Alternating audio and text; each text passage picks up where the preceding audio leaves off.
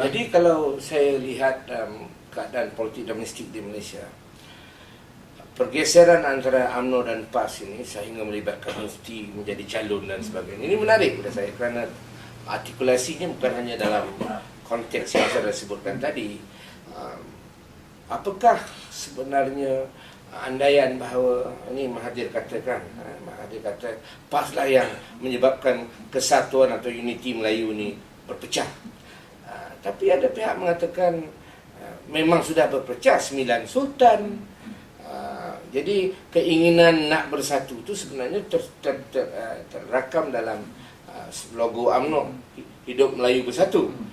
So jadi pandang saudara, kalau walaupun keinginan saudara itu untuk mencari satu jalan yang lebih tengah dalam konteks penggunaan ataupun aplikasi agama, tapi dalam konteks sekarang, dalam pilihan raya di Malaysia yang akan datang ini, apakah ini sebenarnya akan menjadi satu faktor penentu antara Barisan dan PAS di luar bandar menentukan pandangan orang ramai? Kalau kita lihat perbezaan antara UMNO dan PAS ini sebenarnya perbezaan politik. Ini kerana telah wujudnya dua wadah politik. Sebenarnya kalau kita lihat Malaysia, bukan hanya dua parti Islam, tapi banyak. Ada juga parti berjasa, ada parti-parti yang kecil yang lain yang juga memperjuangkan Islam. Saya rasa untuk menyatu padukan seluruh umat Melayu Muslim itu, ini satu yang hampir mustahil berlaku kerana seperti mana yang saya sebut tadi, perbezaan antara subjektif, antara individu itu merupakan salah satu daripada hakikat manusiawi, hakikat duniawi, dan kalaupun wujudnya satu dan hanya satu wadah politik itu, sudah tentu dalam wadah politik itu pun akan wujud faksi-faksi dan kelompok-kelompok tertentu. Jadi kita tak dapat lari daripada hakikat itu kerana inilah salah satu daripada faktor normatif dalam mana-mana masyarakat. Tak ada masyarakat yang homogen. Tapi kalau kita terima hakikat bahawa perbezaan ini wujud, dan sudah tentu akan wujud dan kekal. Perbezaan agama, bangsa, bahasa, budaya, kelas dan lain-lain lagi. Saya rasa dalam konteks masyarakat yang membangun seperti Malaysia dan masyarakat yang plural seperti Malaysia itu, apa yang penting adalah faktor yang juga dapat menyamaratakan dan mempersamakan subjektiviti individu-individu yang ada itu. Dan buat saya yang paling penting adalah konsep kewarganegaraan, itu citizenship. Kerana yang amat mengecewakan buat saya adalah dalam proses pertarungan politik yang begitu hangat antara parti-parti, gerakan-gerakan tertentu, kita telah lupa bagaimana pentingnya konsep kewarganegaraan itu. Kerana inilah yang buat saya sangat penting dalam budaya politik kita sekarang ini.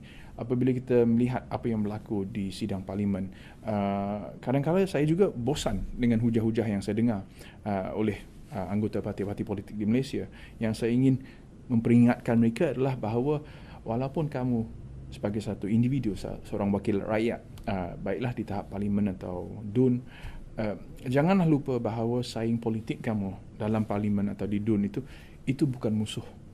Dia itu adalah warga negara Malaysia sama dengan kamu. Dan dalam proses pertarungan politik ini, janganlah perbezaan pendapat ini akhirnya menyebabkan memecah belahkan masyarakat. Kerana konsep kewarganegaraan ini penting. Kerana di atas itulah kita dapat membina satu sistem politik di mana kita mengiktirafkan kesamaan antara manusia, antara warga negara. Dan kalau kita bandingkan dengan apa yang saya lihat apabila saya hidup di Eropah, saya amat kagum kalau kita lihat di Germany atau di Belanda, Perancis atau di Inggeris, apabila timbulnya satu persoalan tentang kepentingan national interest, itu menyatu padukan parti-parti. Walaupun mereka bersaing tentang isu-isu domestik, tapi apabila mereka mengedepankan kepentingan ekonomi Inggeris, Parti Labour dan Konservatif bekerjasama.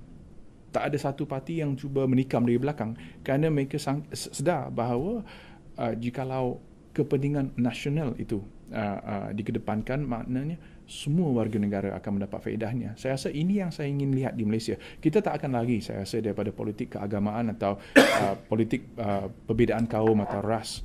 Tapi sekurang-kurangnya marilah kita cuba menambah satu lagi layer yang abstrak, yang saya rasa lebih penting, iaitu politik nasional yang melandaskan hakikat bahawa sebagai warga negara Malaysia, kita semua dalam keluarga nasional yang sama.